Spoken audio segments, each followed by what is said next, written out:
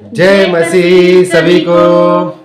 और आप लोग कैसे हैं? आशा करती हूँ आप लोग स्वस्थ और चंगाई के साथ होंगे। आज हम फिर आए हैं आप लोगों के सामने दुआ, प्रार्थना और विनती के साथ। जी हाँ भाई बहनों, धन्यवाद करते हैं आप सभी का कि आप हमारे सभी कंटेंट को, सभी सब्जेक्ट को, सभी विषयों को सुन रहे हैं, देख रहे हैं और हम ऐसी आशा ऐसी उम्मीद करते हैं कि आप उस पर अमल भी करते होंगे। तो भाई बहनों, आज का जो सब्जेक्ट लेकर हम हाजिर हुए हैं वो इस प्रकार से है। हम देखेंगे पवित्र पाक बाइबल में ऐसे 3 वचन जो हमें रात को सोने से पहले बोलना चाहिए दुआ और प्रार्थना में। परमेश्वर के सम्मुख जाकर हमें इन 3 वचनों के द्वारा प्रार्थना करनी चाहिए और तब हमें अपने बिस्तर पर जाना चाहिए सोने के लिए। ये बहुत जरूरी है हमारे लिए, क्योंकि रात को जब हम सोते हैं तो हमें इन पाक वचनों को बोलना ही चाहिए, क्योंकि परमेश्वर का वचन हमें सिखाता है, हमें हिदायत देता है। हर पल के लिए, हर समय के लिए हमारे लिए वचन बहुत ज्यादा अहमियत रखता है। इसलिए हमें वचनों को उस समय के और उस परिस्थिति के हिसाब से बोलना चाहिए, चाहे वो सुबह हो, दोपहर हो, शाम हो या रात हो। तो जी हाँ भाई बहनों, हमारे लिए पाक पवित्र वचन के द्वारा हिदायत दी जाती है कि प्रभु का वचन हमसे क्या कहता है। जब भी हम किसी समस्या में, किसी परेशानी में या कोई भी काम में उलझे हैं तो हमें दुआ करना है, प्रार्थना करना है, प्रभु को याद करना है, उनके वचनों को बोलना है। जब आप वचनों के द्वारा प्रार्थना करते हैं तो आपकी सुनवाई जल्द से जल्द होती है। तो हम देखेंगे आज पाक पवित्र वचन के द्वारा रात्रि के समय हमें किस तरह के वचन बोलना चाहिए, ये प्रभु यीशु मसीह के वचन के द्वारा हम जानेंगे। तो हम बढ़ते हैं वचन की तरफ। नीति वचन 3:24, जब तू लेटेगा तब भय ना खाएगा, जब तू लेटेगा तब सुख की नींद आएगी। आमीन। तो जी हाँ भाई बहनों, यहाँ परमेश्वर का वचन हमसे कहता है कि जब तू लेटेगा तब भय ना खाएगा। जब हम बिस्तर में जाते हैं तो सोने से पहले अपने पिता का धन्यवाद करते हैं, दुआ करते, प्रार्थना करते हैं। पूरे दिन की समस्या होती है, परेशानी होती है, उससे हमारा जीवन व्याकुल रहता है। तो हम प्रभु को याद करते हैं, उनसे दुआ करते, प्रार्थना करते, तो हमारा पिता हमें शांति देता है, हमारी हर एक दुआ, प्रार्थना, विनती को सुनता है और हमें चैन की नींद देता है। तब हम अपनी सारी समस्याओं को अपने पिता के चरणों में डाल देते हैं कि प्रभु तू देखने वाला है, तू करने वाला है। अभी मैं शांति से, तेरे अनुग्रह से, तेरी ब्लेसिंग से सोना चाहता हूँ। तो इस तरह से आपको दुआ करना है जो यहाँ लिखा गया है, जब तू लेटेगा तब सुख की नींद आएगी। और उस समय जब आपने अपनी सारी समस्या अपने पिता के चरणों में, हाथों में डाल दिया, तो आपको सुख की नींद आएगी, चैन की नींद आएगी। आपको पता ही नहीं चलेगा कि आप किस समस्या में पड़े हुए थे, क्योंकि आपका प्रभु, आपका परमेश्वर, आपका यीशु जो आपको शांति देता है वो आपके साथ रहता है।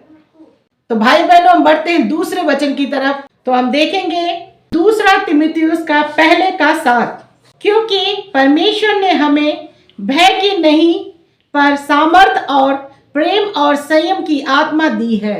आमीन। जी हाँ भाई बहनों, यहाँ परमेश्वर का वचन कहता है 2 तीमुथियुस 1:7 में, जैसे अभी वचन पढ़ने को मिला है, क्योंकि परमेश्वर ने हमें भय की नहीं पर सामर्थ और प्रेम और संयम की आत्मा दी है। तो भाई बहनों, अगर आप परमेश्वर से प्रेम करते हैं, आप परमेश्वर की छत्र छाया में चल रहे हैं, आप दुआ, प्रार्थना, इबादत में लगे हुए हैं, आप सुबह शाम दुआ करते हैं, प्रभु यीशु मसीह को याद करते हैं और वचनों के द्वारा आप अपनी प्रार्थना को क्लेम करते हैं, तो आप किसी भी चीज से डरते नहीं हैं। आप किसी भी माहौल से, कोई भी नेगेटिव इंसान अगर आपके आसपास है या आपको घेरने की कोई कोशिश करता है, इन सब से आप जीत जाएंगे, क्योंकि आपको ऐसी चीजों से, क्योंकि आपको ऐसी चीजों से डर नहीं लगता है, ना ऐसे माहौल से, ना ऐसी कंडीशन से, क्योंकि आप जानते हैं परमेश्वर यीशु मसीह हमारा खुदा हमारे साथ है। जैसे भाई बहनों, हम अपने पिता का, हमारे जो सांसारिक, हमारे जो माता पिता होते हैं, हमारे गार्जियन, हमारे पेरेंट्स, हम अपने बाप का, अपने डैडी का हाथ पकड़कर मेले में जाते हैं, बाहर जाते हैं, किसी बाजार में जाते हैं, तो हम कितने खुश होते हैं, कितने मचलते हैं खुशी के मारे, क्योंकि हमारे पिता ने हमारे हाथों को थामा हुआ है और हमें यकीन है कि हमारे डैडी ने हमारे हाथों को पकड़ा हुआ है। तो हम पूरी तरह से शेर की तरह चलते हैं और ऐसा लगता है कि सारी दुनिया हमारे हाथों में है। एक सेकंड के लिए उस हमारे डैडी का हाथ हमसे छूट जाता है, हम घबरा जाते हैं, डर जाते हैं, रोने लग जाते हैं कि हमारा पिता कहाँ है, पापा पापा, डैडी डैडी। लेकिन थोड़ी देर के बाद जब हमारे डैडी हमारे पास वापस आते हैं, कोई आइसक्रीम लेके या कोई भी ऐसा खिलौना लेकर जिसको देखकर हम खुश होते हैं, और वापस आकर हमारे डैडी हमारे हाथों को पकड़ते हैं, तो हम और ज्यादा ऐसा फील करते हैं कि बस अब तो हम ही हम हैं, हमारे सामने कोई कुछ नहीं है। उसी तरह से फील करना है आपने। अगर आप परमेश्वर में है, यीशु मसीह में है, अगर आपका विश्वास पक्का है, अटूट है। मैं उन मसीहियों की बात कर रहा हूं जो परमेश्वर यीशु मसीह से हर एक कार्य को पूछ कर करते हैं, हर एक बात को, हर एक कार्य को प्रभु यीशु मसीह से अपने पिता से पूछ कर करते हैं, उसके डर में और उसके साय में रहते हैं।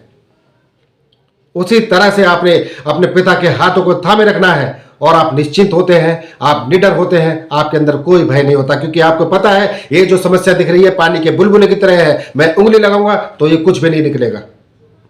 उसी पानी के बुलबुले की तरह आप हर एक कंडीशन को, हर एक नेगेटिविटी को और हर एक प्रॉब्लम को उंगली लगाते ही फोड़ देते हैं, क्योंकि वचन आपके साथ है और वचन के द्वारा आप ऐसी कंडीशन को उंगली लगाते ही फोड़ देते हैं और टुकड़े टुकड़े कर देते हैं, क्योंकि आप परमेश्वर यीशु मसीह के साथ हैं, इसलिए आपके अंदर कोई भय नहीं होता है। वही पक्का और सच्चा मसीह ही है जिसके लिए परमेश्वर का पाक वचन कह रहा है। आपको इस वचन को क्लेम करना है और इस वचन के द्वारा आपने दुआ, प्रार्थना, विनती करनी है। आपके अंदर से हर तरह का भय जाता रहेगा यीशु मसीह के पाक नाम से। तो जी हाँ भाई बहनों, आपने सुना कि हमारा भय, हमारा डर यीशु मसीह के नाम से जाता रहेगा। तो हम आगे देखेंगे तीसरा वचन फिलिपियों 4:6 में, किसी भी बात की चिंता मत करो, परंतु हर एक बात में तुम्हारे निवेदन, प्रार्थना और विनती के द्वारा धन्यवाद के साथ परमेश्वर के सम्मुख उपस्थित किए जाएं। आमीन। जी हाँ भाई बहनों, तो यहाँ परमेश्वर का वचन कह रहा है पवित्र पाक बाइबल में फिलिपियों 4:6 में, किसी भी बात की चिंता मत करो। आपको किसी भी बात की फिक्र नहीं करनी है। अगर आप प्रभु यीशु मसीह के साथ हैं, अगर आप दुआ करते, प्रार्थना करते, इबादत करते हैं, आपने नहीं डरना है, क्योंकि प्रभु यीशु मसीह आपको डर की आत्मा नहीं, आपको ताकत की और ब्लेसिंग्स की और सामर्थ की आत्मा देता है। आपको आशीष देता है, मजबूत बनाता है, सामर्थ्य बनाता है। आप जब भी दुआ करते हैं, जब भी प्रार्थना करते हैं, किसी भी कंडीशन के लिए, किसी भी नेगेटिविटी के लिए, किसी भी परेशानी, कोई प्रॉब्लम के लिए, तो आपने प्रभु यीशु मसीह को इसी वचन के द्वारा आपने कहना है कि प्रभु मेरे साथ ऐसे हालात हो रहे हैं जो मेरे नेगेटिव हैं, जो मेरे खिलाफ हैं। आपने ऐसे समय में परमेश्वर को याद करना है, दुआ करनी, प्रार्थना करनी, वचन के साथ आपने कोट करना है इसी वचन के द्वारा। रात को सोते समय आपने इसी वचन के द्वारा कोट करना है कि प्रभु मैं किसी भी बात की चिंता नहीं करूंगा। मैं क्यों करूं किसी भी बात की फिक्र, जब तू मेरे साथ है। मेरा खुदा, मेरा पिता मेरे साथ है, जिसने पूरी कायनात को बनाया है, पूरी सृष्टि को बनाया है। बड़ी से बड़ी प्रॉब्लम्स, बड़ी से बड़ी परेशानी, बड़ी से बड़ी नेगेटिव पावर भी मेरे खुदा, मेरे पिता यीशु मसीह के सामने चींटी की जैसी है। तो मैं क्यों डरूं? मैं नहीं डरूंगा। और भाई बहनों, आपने इसी तरह से दुआ करनी है, प्रार्थना करनी है, कहना कि खुदा ये जो कंडीशन मेरे सामने बन रही है, ये जो हालात मेरे सामने बन रहे हैं, ये जो लोग मेरे सामने खड़े हो रहे हैं, तेरे नाम से गिराए जाएंगे। यस, मेरे खुदा यीशु मसीह के नाम से गिराए जाएंगे और भाइयों बहनों वो आपके सामने गिरेंगे। आप देखेंगे वो आपके सामने दंडवत होने लग जाएंगे। वो सारी कंडीशन, सारी परिस्थिति जो आपके विपरीत थी वो आपके अनुकूल हो जाएगी, वो आपके सपोर्ट में हो जाएंगे। इस तरह से प्रार्थना करने के बाद, इस तरह से वचन को कोट करने के बाद में प्रभु यीशु मसीह के सामने आपने जो भी दुआ, प्रार्थना, विनती, मन्नत मांगी है, उस प्रार्थना को, उस मन्नतों को प्रभु यीशु मसीह के हाथों में सौंप दीजिए और धन्यवाद की भेंट चढ़ाइए। क्योंकि परमेश्वर का वचन यहां पर कह रहा है तुम्हारे निवेदन, प्रार्थना और विनती के द्वारा धन्यवाद के साथ परमेश्वर के सम्मुख उपस्थित किए जाए। इसलिए भाई बहनों, आपने जो भी दुआ की है, जो भी प्रार्थना, जो भी मन्नत मांगी है प्रभु यीशु मसीह से इस वचन के द्वारा, आपने उसके बाद धन्यवाद करना है। आपने धन्यवाद करना है, पिता प्रभु यीशु मैं तेरा धन्यवाद करता हूं, तूने मेरी एक एक प्रार्थना को सुन लिया है और मेरे लिए पूरा कर दिया है। इसके बाद आप निश्चिंत हो जाते हैं, क्योंकि परमेश्वर प्रभु यीशु मसीह खुश होता है जब आप धन्यवाद करते हैं।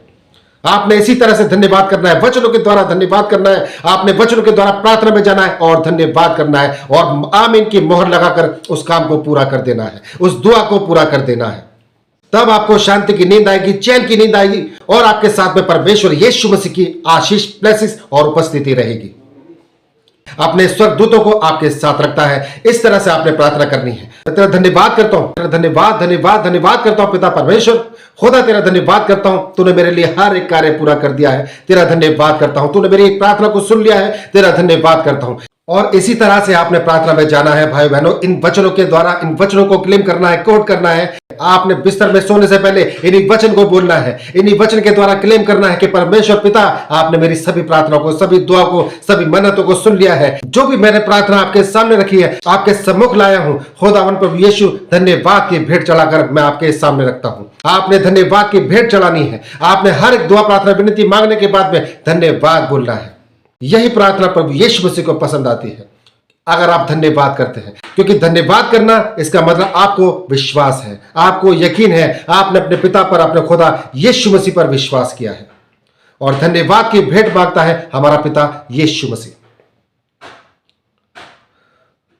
तो भाई बहनों, धन्यवाद करते हैं आपने यहां तक इस सब्जेक्ट को, इस कंटेंट को सुना, देखा। हम ऐसी आशा से उम्मीद करते हैं आप इस कंटेंट को, सब्जेक्ट को अपने सगे संबंधियों तक, रिश्तेदारों तक और जान पहचान के लोगों तक जरूर शेयर कीजिए, ताकि वो लोग भी जाने परमेश्वर की अद्भुत आशीष, ब्लेसिंग्स और चमत्कारों के बारे में।